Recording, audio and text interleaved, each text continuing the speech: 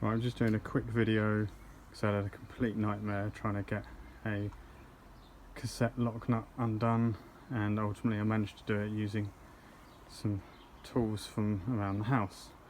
So this is what I did. Right, so you can't really do it without a chain tool. Chain tool here. The chain tool is not long enough, so I used the seat off of my exercise bike because that's like really thick steel, and used that to extend the handle. I held the wheel and I held onto the seat obviously, which is kind of good, so your hands are away from all the spokes and everything. Massive adjustable, well, massive, I don't know, fairly big. Other tips, I put the skewer in to keep the nut from moving.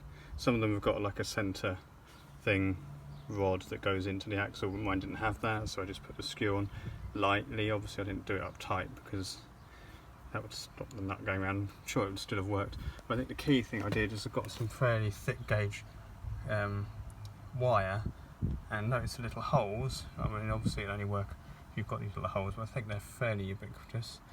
I wired the chain wrap onto the sprocket so it couldn't slip, because I tried something else and it slipped.